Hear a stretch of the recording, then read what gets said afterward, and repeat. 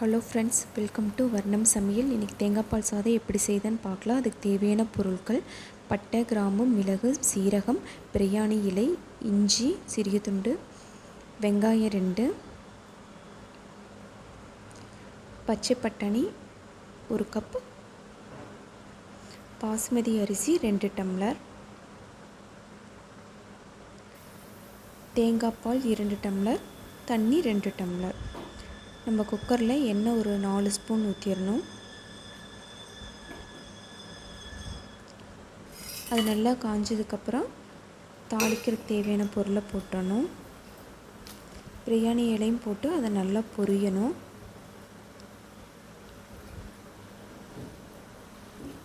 அதை நல்லா பொரிஞ்சதுக்கப்புறம் இஞ்சியை போட்டு அதை நல்லா ஃப்ரை பண்ணணும்.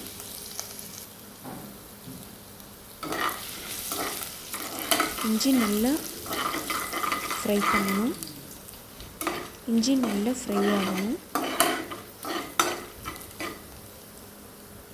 இஞ்சி ஃப்ரை ஆனதுக்கப்புறம் நம்ம கட் பண்ணி வச்சா ஆனியனை போட்டுக்கலாம்.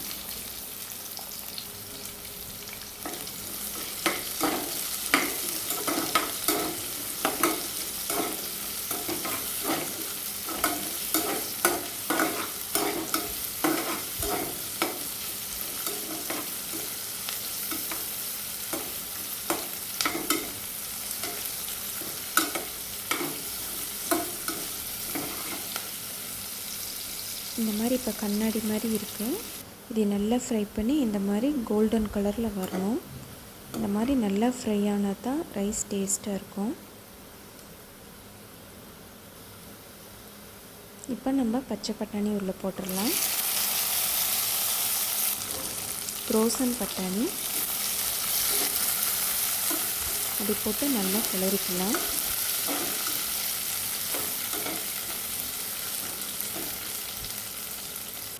நான் இந்த டம்ளரில் 2 டம்ளர் அரிசி எடுத்துருக்கிறேன்.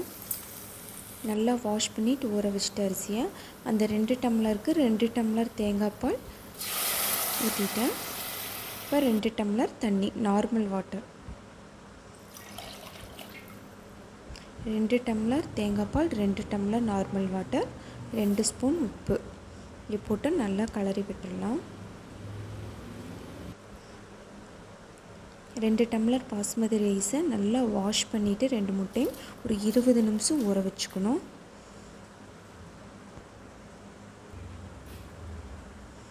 லைட்டாக அரிசி உடையாமல் லைட்டாக மிக்ஸ் பண்ணி விடணும்.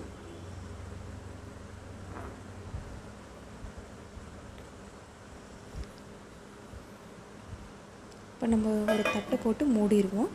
அது லைட்டாக கொதி வரணும். கொதி வந்ததுக்கப்புறம் நம்ம குக்கர் மூடி போட்டு ஒரு 2 விசில் விட்டு எடுத்தோம்னா அப்போ தான் நல்லாயிருக்கும். இப்படி இந்த மாதிரி கொதிக்கணும். லைட்டாக கொதிச்ச போகிறோம். இப்போ நம்ம குக்கர் மூடி போட்டுடலாம். இந்த மாதிரி லைட்டாக கொதிச்சதுக்கப்புறம் போட்டிங்கன்னா விசில் சீக்கிரமாக வந்துடும், அடி பிடிக்காது.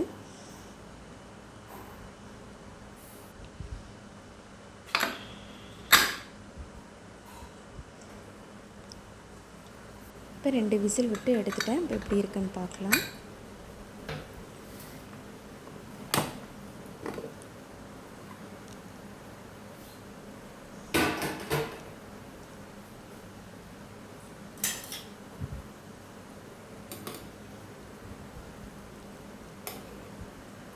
சாப்பாடு நல்லா உதிரி உதிரியாக வந்திருக்குது. இதை லைட்டாக கிளறிட்டு நம்ம மூடி வச்சிடலாம். சூடு ஆறுனதுக்கப்புறம் நல்லா பொல பொலன்னு இருக்கும் தேங்காய்.